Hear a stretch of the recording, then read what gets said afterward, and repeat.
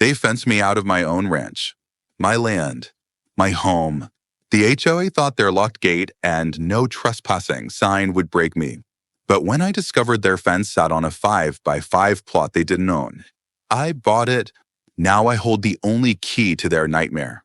This is how a retired firefighter outsmarted an entire HOA and turned their perfect suburb into ground zero for the wildest revenge Texas has ever seen.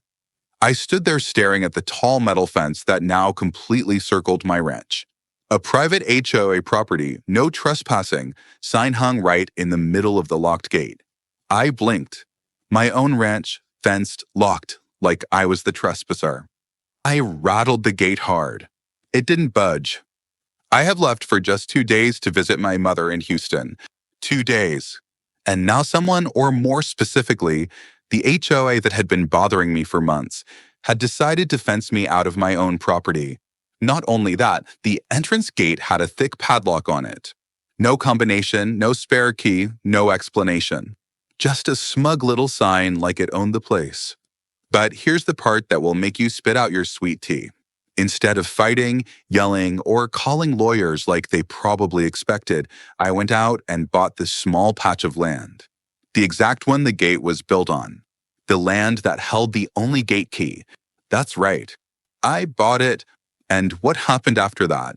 Oh, you're not ready for it. But let me tell you how we got to that crazy point.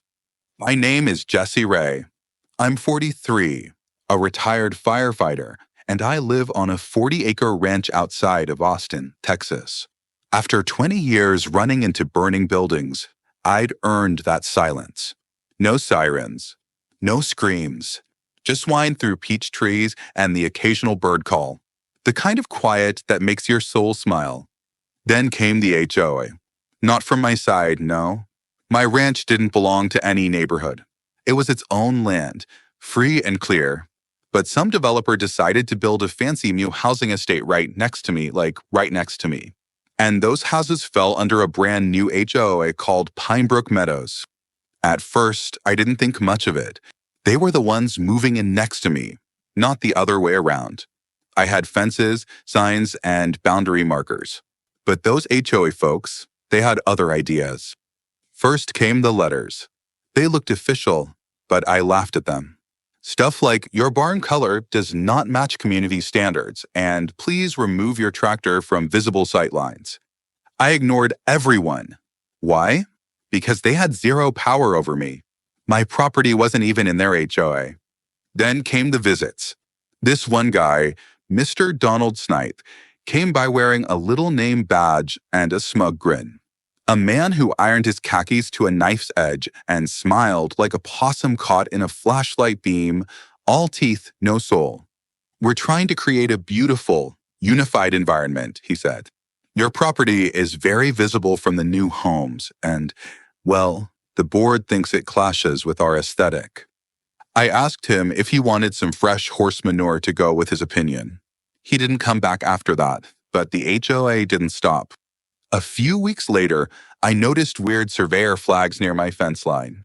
Then I started seeing new faces, strangers walking around the property line, taking pictures with clipboards. I asked one of them what they were doing. They mumbled something about boundary reevaluation and rushed off. I had my land checked when I bought it. All the boundaries were clear and legal, but I knew something was brewing. So I visited the county clerk's office just to make sure nothing funny was going on. And while I was there, got to talking with an older man behind the desk. He told me, son, if that HA's got their eyes on you, they'll try everything. Watch out. He wasn't lying. The next week, I drove out to Houston to check on my mom, who had just gotten out of surgery. I stayed 2 nights to make sure she was good. On the 3rd day, I drove back, and there it was, a shiny, brand new silver fence with heavy steel mesh that wrapped around my entire property. It wasn't just a border. It was a wall, no warning, no notice, just bam, locked out of my own land. And at the only entrance point was a small 5x5 plot of land, just a sliver that jutted out from the new development. On that tiny piece sat the gate. And according to a fresh post online, That little land had been quietly bought 2 weeks ago by the Pinebrook Meadows HOA. They were smart. I'll give them that. They used a loophole, didn't touch my property. Instead, they fenced around it using the edge of their new land. They didn't block me illegally. They simply secured their border with me locked inside it. I couldn't even get to the gate without technically stepping onto their land. And because they now owned the land the gate was on, they controlled the only access key, the only path. I was furious. But you know what they say, the best revenge isn't loud. It's quiet and smart. That night, I didn't call the cops. I didn't scream online. I did one thing, called my friend Darnell. He works in real estate, and he owed me big time for helping him rebuild his barn when it caught fire 2 years ago. Darnell, I said, I need you to find out who owns the land under that gate, the exact plot. I want to buy it. He laughed, thought I was joking, but I wasn't. 3 days later, he called me back. You're not going to believe this, he said. The guy who sold that strip to the HOA, he owns another tiny strip right behind it. It connects to the main road. He was planning to sell it later. I didn't even let him finish. I wired the money. The land behind the gate, the only land with the physical access to the gate from the road, now belonged to me. And even better, that land also held the tiny maintenance shed where they had stored the only key to the gate. But I didn't tell them. Not yet. For 72 hours, I let them celebrate. Let them think they'd won. Then, I parked my Dodge at their picnic and handed them a deed hotter than Texas asphalt. I waited until the weekend, the exact day they were holding a fancy HOA family picnic on their clubhouse lawn. I drove right up in my old Dodge truck and parked at the edge of my new property. I stepped out with a giant red "No Trespassing" private property sign under my arm. And just as I was hammering the sign into the dirt, Donald Snipe himself stormed over in his polo shirt and khaki pants. "What do you think you're doing?" he snapped. I smiled. "Just putting up a sign. On my land." His face dropped. "Excuse me?" "Yep," I said. "Turns out the land behind your fancy fence, the one with the gate, doesn't belong to you anymore." He froze. "That's not possible." I handed him the deed. "It is now." And then I pulled out the key, the one that fit the gate, and I slipped it into my pocket with a wink. "Guess I'll see myself into my ranch whenever I feel like it," I said, stepping past him. He stood there stunned. Their fence was mine. Their road was mine. But when I took what crowned their kingdom, that's when the real war began. The next morning, I was sipping coffee on my porch, enjoying the sunrise over the hills, when I noticed a cloud of dust rising from the HOA road. A convoy of SUVs and golf carts was making its way toward the gate. I figured it was just some board members coming to stare at the fence like they were guarding the walls of Fort Knox. But I was wrong. Dead wrong. They didn't stop at the gate, drove straight onto my land, using the side access I now owned, like they belonged there. I stepped off the porch, heart thumping. One of the cars parked just inches from my front steps, and out stepped Donald Snipe, flanked by 2 other HOA members and a lady in a business suit. I recognized her from the HOA welcome brochure, Ms. Beatrice Langford, the Pinebrook Meadows legal counsel. Donald didn't even say hello. He just held up a folder and said, "We need to talk, Mr. Ray." I folded my arms. "Then talk." Beatrice stepped forward, lips tight like she'd bit a lemon for breakfast. "You're being served notice. You are in violation of HOA zoning policies and are trespassing on community property." I raised an eyebrow. "Trespassing on my own land?" Donald pointed to the fence. "You're inside our enclosure, the community fence." Beatrice opened the folder and pulled out a map. "You see here," she said, tapping it. "Your ranch is now fully contained within Pinebrook Meadows' secured perimeter. As such, we have classified it as internal green space." I stared at her, stunned. "You turned my ranch into a park?" "Not officially," Donald said quickly, "yet. But we have submitted a reclassification petition to the county. Once that goes through, you'll be required to follow all HOA guidelines." I nearly choked on my breath. You're saying you're trying to legally make my land part of your HOA without me agreeing to it? Donald gave a polite smile. It's for the good of the community. That was the last straw. I walked to the front of the house, pulled out my phone, and dialed my cousin Travis. He wasn't just family. He was also one of the best land use attorneys in the entire state of Texas. While they stood there smugly, I handed Donald the phone. Travis Ray, attorney at law, he said on speaker, "You have about 3 seconds to step off my cousin's property before we hit you with criminal trespass, harassment, and civil liability." Donald paled. Beatrice snatched the phone and tried to argue, but Travis didn't back down. He started listing off property codes and citing federal trespass laws. When he mentioned the phrase unlawful land enclosure, Beatrice's mouth snapped shut. They left, but I knew it wouldn't be the last of them. Still, I needed a break from the madness. So the next day, I decided to drive into town for some supplies and to clear my head. I stopped by the local diner for a burger and some sweet tea. Halfway through my meal, Sheriff Daniels walked in. He was an old buddy of mine from the fire department days. He sat down across from me without asking. "You really ticked off some powerful people," he said, grinning. "You heard already?" I asked. "Man, it's all over town. HOA board came to the station this morning claiming you're barricading HOA members and planning to start a sovereign ranch state." I laughed. "They're serious." "Oh, Dudley. But don't worry," he said, patting my shoulder. "They messed with the wrong Texan." I thought the worst was over. But that night, while I was brushing down the horses in the barn, I heard a strange noise outside, like shovels hitting dirt. I crept out the back, flashlight in hand, and followed the sound to the far north side of the fence. And that's when I saw it. 3 men in reflective vests were digging a trench. Not on my land, but right next to it, outside the fence, along the strip I had just bought. When I shouted, they froze. One of them dropped a walkie-talkie, and I heard the static buzz of a voice. "Keep digging. We need that secondary access by sunrise."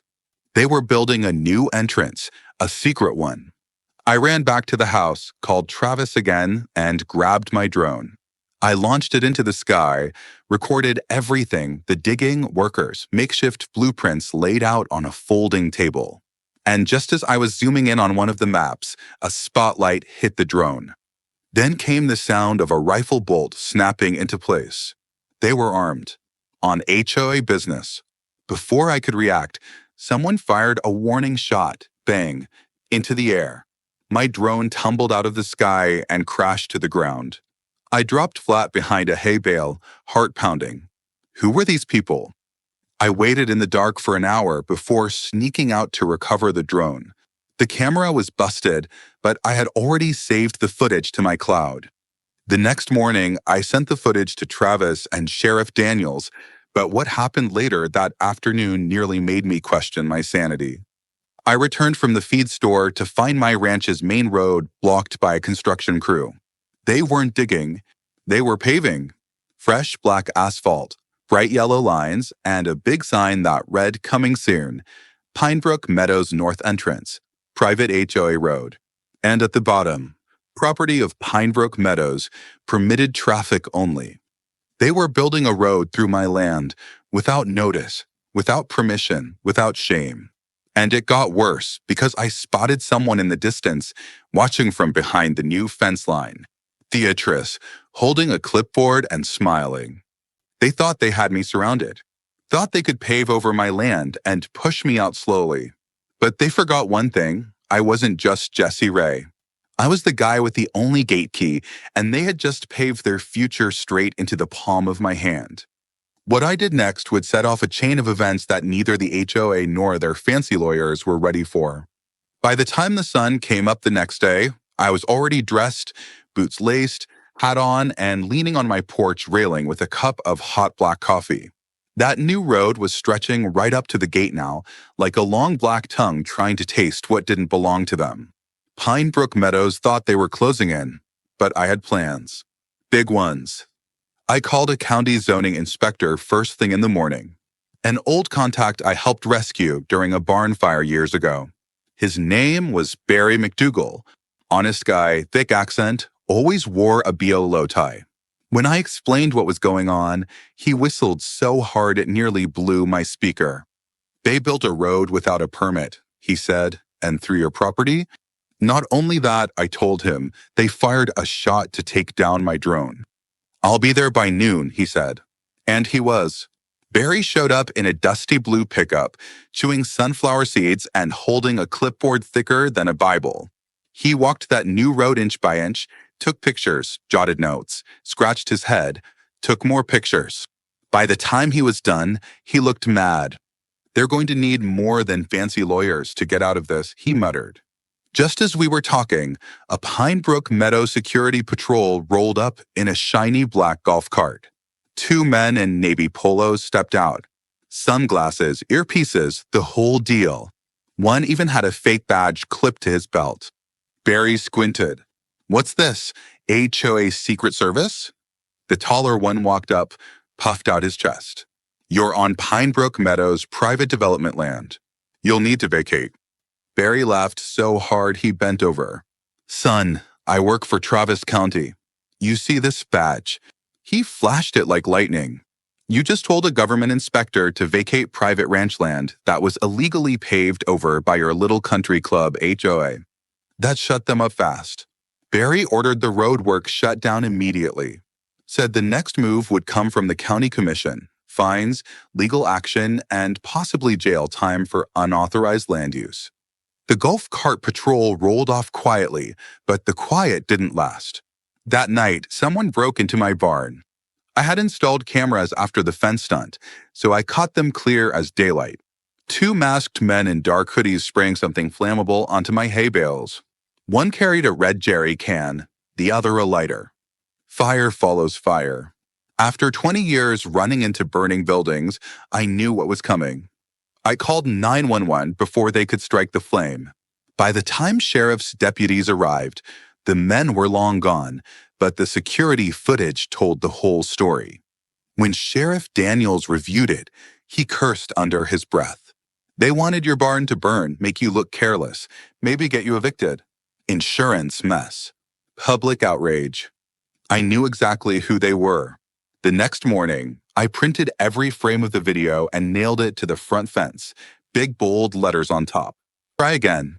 I don't miss. The HOA didn't respond directly, but I knew they were watching. A white drone hovered near my porch for nearly 30 minutes that afternoon, buzzing like a mosquito. I hit it with a slingshot. That evening, I paid a visit to the old man who had sold me the land near the gate, Mr. Ernest Walker. Lived in a shack just outside town, but sharp as a whip. He used to own all the land that now made up Pine Brook Meadows. Sold it off bit by bit over the years. We sat on his porch, drinking iced tea and talking about the good old days. You know, he said, peering over his glasses, I still own a few surprise pieces here and there. The developers didn't pay attention. My ears perked up. Surprise pieces? He nodded. Little strips, a few feet wide, but legal, right through the middle of their walking trails, rec center driveway, even under their fancy HOA fountain. I almost dropped my glass. You're saying you own the land under some of their features? He grinned. You bet I do. And you were thinking about selling them to me? I asked. He winked. 2 days later, the paperwork was done. I now legally owned a narrow path, just 6 feet wide, that ran directly across the only parking lot in front of Pine Brook Meadows HOA clubhouse. I didn't block anything, not yet. I just posted a tiny wooden sign in the middle of the lot. Private property, cross at your own risk, under surveillance. It was enough. That same day, Donald Snipe stormed up to my gate again, but this time he was shaking a court document. This is an injunction, he yelled. You can't block access. You're endangering our community. I leaned on the fence and smiled. Who blocked who first, Donald? He sputtered, face red as a chili pepper. This isn't over. I know, I said. That's what makes it fun. But I wasn't prepared for what came next.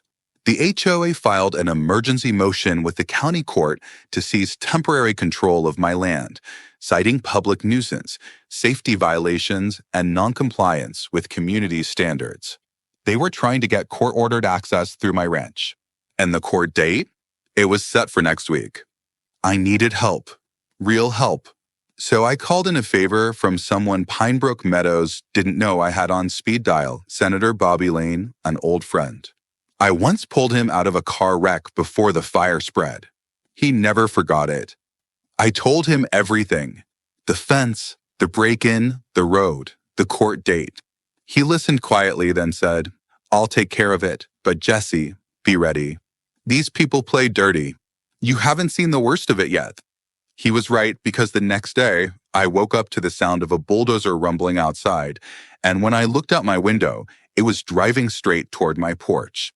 The bulldozer rolled forward like a metal beast, slow but sure, its engine growling louder with each foot it crossed.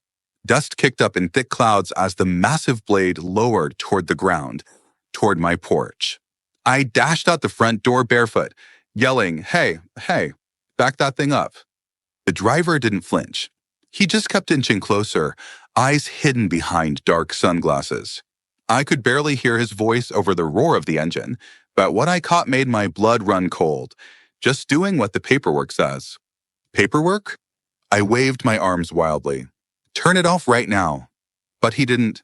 That's when I heard the sirens. Sheriff Daniels' squad car came tearing down the gravel road like a bat out of hell. Lights flashing, tires spitting rocks. He slammed on the brakes and jumped out before the engine even stopped. "Cut the engine," he shouted, one hand hovering over his holster. The bulldozer hesitated, then hissed to a stop. Daniels marched up to the machine, face hard. "Who sent you?" The driver handed him a folded sheet of paper. Daniels opened it and scanned quickly, his eyes narrowed. "They forged this," he said flatly. I took a step closer. "What?" He handed it to me. It looked official. A temporary construction right-of-way permit, stamped with a fake county seal. It even had a phony signature from a zoning officer I knew personally. "They're getting desperate," Daniels muttered. "This is felony-level fraud." He called it in, took statements, and impounded the bulldozer right there on the spot. But I didn't feel relieved. I felt hunted because this was no longer about fences or gate keys. This was war. That night, I didn't sleep, sat on my porch with a shotgun across my lap and my dog, Ranger, at my feet. I scanned the tree line every 10 minutes. My land had always been my peace, my slice of heaven. Now it felt like a battlefield. The next morning, I called Travis and told him everything. He told me to stay calm, that the court case was still days away, and they were clearly trying to rattle me into reacting. "I need to rattle them," I said. "I want them exposed." And that's when I came up with the plan. It started with the footage. I had recordings from my drone before it was shot down. Security cam videos from the break-in, photos from Barry's inspection, documents showing the land sales, even the fake permit Daniels confiscated. But I needed people to see it. So I sent everything to a local news reporter named Allison Price. She wasn't just any reporter. She was known for exposing corruption, and she had a massive online following. She called me the next day. "I saw everything, Mr. Ray. This is unbelievable. Can I come out to the ranch?" I said yes. She brought a cameraman. They spent hours walking the fence, filming the blocked gate, makeshift road, the phony construction, the security patrols. I told her everything, and I held nothing back. The segment aired that night at 6 p.m. The headline, HOA Gone Rogue, Veteran Rancher Fights Back Against Land Grab Scandal. It exploded. Within 24 hours, the footage had over 3 million views online. People from all over the country flooded the HOA's website with angry comments. The Pinebrook Meadows office phone lines jammed. Their social media pages were taken down. Local protesters started gathering outside the HOA clubhouse, holding signs that read "Leave Jesse alone" and "Freedom isn't fenced." I thought that would finally calm things down. But I underestimated how far desperation could push people. 3 days before the court hearing, I received an official letter from a local bank. It said my mortgage was being foreclosed for missed payments. I nearly blacked out. I had no mortgage, bought my land outright with cash years ago. I owned every acre. I drove straight to the bank. The lady at the desk looked confused. Mr. Ray, it says here the foreclosure is being pushed by Pinebrook Meadows HOA under delinquent assessments and infrastructure fines. What assessments? I asked, voice shaking. She blinked. Looks like $17,000. I stared at the number. $17,000 for what? She hesitated. Apparently, they've billed you for excessive fence shadow encroachment, unapproved animals. They listed your horses as unauthorized equine units, and, sunlight reflection off your barn roof. I left, loud and bitter. This was insane. Travis called an emergency meeting with the judge assigned to our case and showed her the fake bills. The judge issued a cease and desist against Pinebrook Meadows, freezing all further legal action until the hearing. That bought us time, but they weren't done. 2 nights before court, my power went out, and not from a storm. Someone had cut the main line cleanly, just behind the barn, right where it met the county pole. Ranger had barked like mad, but whoever did it was gone by the time I grabbed a flashlight. No lights, no heat, no security cams. They wanted me vulnerable. But I wasn't the same man I was months ago. I had learned, grown meaner, smarter, quieter. I pulled out my generator, lit candles, sat quietly in the dark with my notepad. Because I wasn't thinking about how to stop them anymore. I was thinking about how to finish this. And I knew just where to strike next. Because Pinebrook Meadows had one weakness they didn't realize I'd found. Their entire HOA office building, their headquarters, sat on land they didn't own. It was one of Mr. Walker's forgotten pieces. And guess who held the deed now? Me. So at sunrise, the day before court, I nailed my own eviction notice to their front door. The HOA headquarters sat there in all its fake glory, fancy glass doors, marble signs, and flags waving like they ran a government. But that morning, I walked up the front steps in my old boots, cowboy hat tilted low, and slapped that eviction notice on the main entrance with a hammer so loud the sound echoed across the parking lot. It read, "Official notice. You are trespassing on private property. Cease operations immediately. Owner, Jesse Ray." People inside stared from behind a glass like they'd seen a ghost. I turned and walked away slow, letting the cameras from the local news crew catch every step. Allison Price was back, front and center, filming it all. She whispered to her cameraman, "We're going live in 5, 4. Right on cue, Donald Snipe burst through the doors in a full suit, sweat already soaking through the armpits. "What the hell is this?" he barked, yanking the notice off the door. I didn't even stop walking. I just said, "Read the fine print, Donald. You built your little empire on land you don't own." He shouted after me, "This won't hold up in court." "Oh, I'm counting on it," I muttered with a grin. That clip? It went viral before I even got home. People all over the country were eating it up. Farmers, veterans, ranchers, even folks in big cities were rooting for me. My inbox filled with support. Donations poured in from strangers. A GoFundMe someone else started past $100,000 in 12 hours. But all that attention lit a fire under the HOA, and they responded exactly how I expected, with panic. That evening, someone tried to serve me another court order. This one said I was illegally impeding essential HOA operations and deliberately obstructing a legally chartered civil organization. It was nonsense. Travis read the document and left. This one's written like it was drafted by a middle schooler with a thesaurus. Still, we knew they were spiraling, and that made them dangerous. The night before the court hearing, I stayed up reviewing everything one last time. Documents, video footage, timelines, property deeds, sale receipts, fake bills, the drone footage, the bulldozer incident, all of it. At 2 a.m., While Ranger slept at my feet, I heard a crunch outside. Boots on gravel. I slipped on my coat, grabbed the shotgun, and flicked off the lights. I crept to the front door and peeked out the window.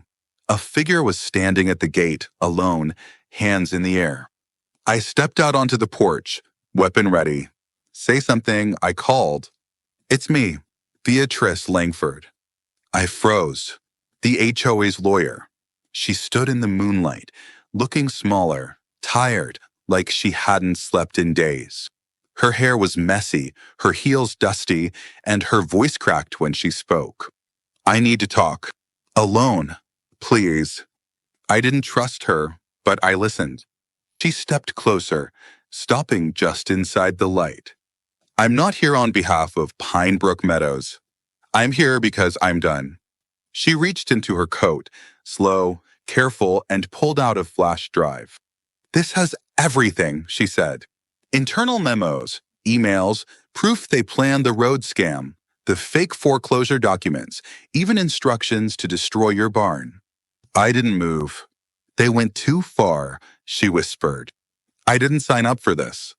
I took the drive. She nodded once, turned, and walked back into the darkness. The next morning, I entered the courtroom with Travis at my side and Ranger waiting outside with a friend. The judge, a sharp older woman named Judge Carol Ames, called us to order. On the left side of the courtroom sat Donald Snipe, 3 lawyers, and a whole table full of binders, printed photos, and red-faced HOA board members. On the right, just me and Travis. The judge looked over the documents for 5 minutes before raising an eyebrow. "Mr. Ray," she said, "are you prepared to present your defense?" Travis stood. "Your Honor, we're not here to defend. We're here to expose." And that's what we did. We showed the fake documents, the illegal fence, bulldozer stunt, the fire attempt, power sabotage, and the phony court filings. Then came the bombshell. Travis handed the flash drive to the court clerk. This was provided anonymously. It contains internal HOA communications outlining a long-term strategy to acquire Mr. Ray's land using coercion, harassment, and illegal tactics. The courtroom was silent. The judge clicked her pen 3 times, then leaned forward. "And the land under their headquarters belongs to my client," Travis said, "legally purchased and recorded 2 weeks ago." The HOA's lawyer tried to object, but the judge shut her down. By the end of the hearing, Judge Ames leaned back and said, "I have seen some shady behavior in my time, but what I've heard today is an organized attempt to violate a citizen's rights." She ruled in my favor on every count. Not only did she dismiss all claims against me, she fined Pinebrook Meadows $500,000 in damages and ordered a full investigation into the HOA board. But that wasn't the biggest shock. 2 hours later, the entire board, including Donald Snipe, was escorted out of the Pinebrook Meadows office by county deputies, handcuffed, every single one. And I stood at the gate with Ranger, watching as they were driven away.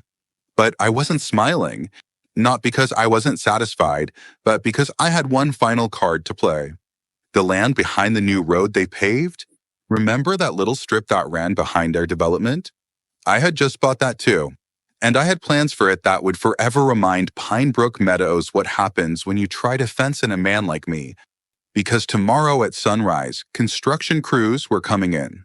And what I was about to build there wasn't a fence. It was a surprise so sweet, so bold, it would make national headlines. At exactly 6:45 a.m., the rumble of engines echoed across the sleepy rooftops of Pinebrook Meadows. The residents peeked out of their curtain-covered windows, expecting another HOA project. Maybe a gazebo, maybe another path through my stolen fence line. But what they saw, they weren't ready for.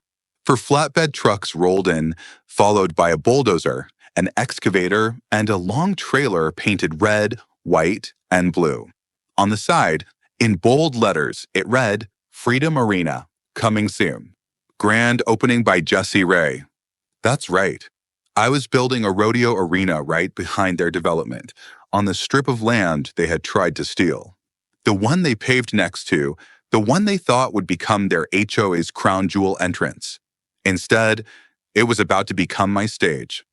I had spent the last week making quiet calls, friends from my firefighter days, ranch hands I knew from county fairs, a couple of retired veterans who ran youth programs, and even a local high school marching band. They all came that morning. By 8 a.m., the first posts were going into the ground. My crew worked fast. I'd hired real builders. And as they drilled and framed the main gate arch, I stood off to the side with a coffee in hand, watching Pine Brook Meadows residents gather in clumps near their fancy new sidewalk. Jaws slack, slippers on, bathrobes barely tied. One of them, a guy named Craig, I remembered him from the beautification committee, finally stomped across the property line. "You can't do this," he yelled. I didn't look at him. "This is private property," I said calmly. "You're trespassing." "This is a residential neighborhood," he cried. I finally turned to him and said, "It's about to get a little louder than that, neighbor." He fumed. "You're going to bring horses and people and crowds." "Yep," I said. "Every weekend. Rodeo on Saturdays, line dancing on Fridays, veterans cookouts, and once a month, goat yoga." He merely fainted. By noon, Allison Price from the news station was back, broadcasting live from the construction site. Her microphone caught kids cheering as the archway sign was lifted into place, Freedom Arena, owned and operated by Jessie Ray. She looked into the camera with that signature smile and said, "Looks like the only gate key that matters now belongs to the man with the arena." That night, I hosted a soft opening. Nothing big, just a community barbecue.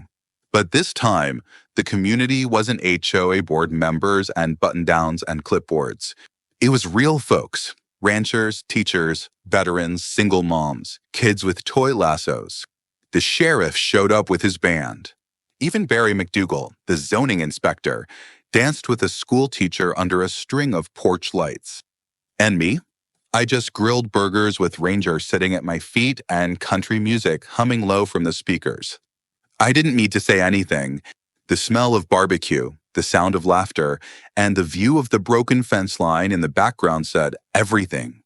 Pine Brook Meadows never recovered. After the arrest of the board, a state investigation exposed shady land deals tied to their developers. Several resigned. Some homes went up for sale within weeks. Others simply learned to live next to the beat of rodeo drums. They never rebuilt the gate. They couldn't because the land under it was still mine. I held the key. A few months later, I got a letter in the mail from the new acting HOA president, a young lady named Emily.